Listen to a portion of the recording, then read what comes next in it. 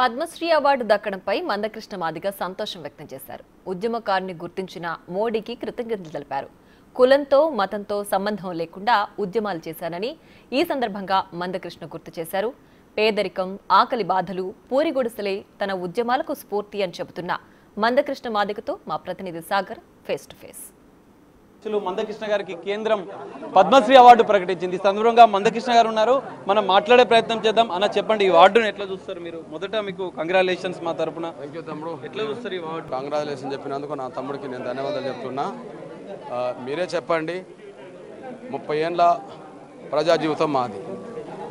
ఎప్పుడు ఏ అంశం మీద మాట్లాడినా న్యాయం కోసమే మాట్లాడాం.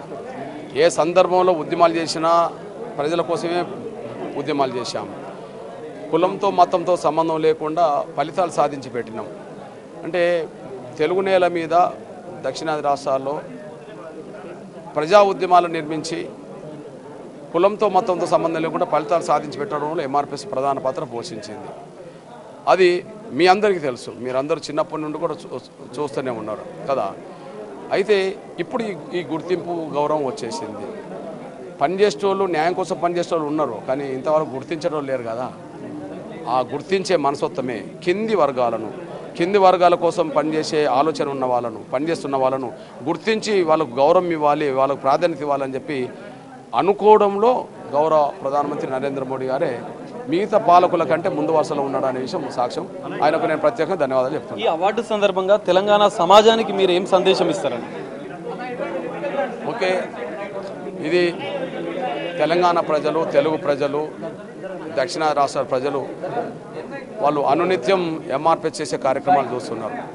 నిజంగా ఎంఆర్పిఎస్ ఒక కుగ్రామంలో మొదలై 30 ఏళ్ల క్రితం కదా దశల వారీగా మాదిగల కోసం, సమాజం కోసం పాటుపడుతూ ఇవాళ ఒక భారతదేశంలోని అతిపెద్ద సామాజిక ఉద్యమంగా ఎదగడమే కాకుండా కేంద్ర ప్రభుత్వం ఒక పద్మశ్రీ అవార్డు ఈ ఉద్యమ నాయకత్వానికి అందించే స్థాయికి వచ్చిందంటే ఇది తెలంగాణ ప్రజలు, అన్ని వర్గాల ప్రజలు, ఆంధ్రప్రదేశ్ ప్రజలు, సౌత్ మొత్తం ప్రజలు ఈ ఉద్యమాన్ని ఆశీర్వదించారు, ఉద్యమానికి అండగా నిలబడ్డారు, ఈ ఉద్యమం ఎదుగుదల కారకులయ్యారు.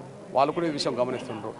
వాళ్ళ మనసులో కూడా ఒక ప్రజల కోసం పనిచేసే వ్యక్తికి, ఒక నాయకుడికి, ఒక ఉద్యమకాడికి ఈ అవార్డు రావడం మంచిది అన్నట్టుగానే సమాజంలో స్పందన వస్తుంది. అందుకు నేను ప్రజలందరికీ, తెలుగు ప్రజలందరికీ, సౌత్ ప్రజలందరికీ, దేశ ప్రజలందరికీ నేను ధన్యవాదాలు చెప్తున్నాను. మీ 3 దశాబ్దాల ఉద్యమానికి అసలు స్ఫూర్తి ఎవరన్నా? అనేక ఉద్యమాలు చేశారు, అనేక ఉద్యమాల ద్వారా మీరు సాధించారు కూడా. మీ ఉద్యమాలకు స్ఫూర్తి ఎవరు? మా స్ఫూర్తి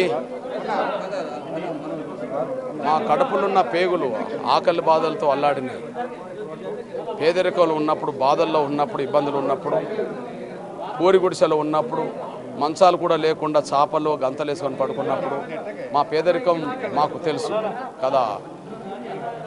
మాకు గురువు ఎవరని ఉంటే ఆ పేదరికం, మేము పడ్డ బాధలే ఒక అనుభవాలుగా, ఒక ఆశయాలుగా మారినాయి కదా.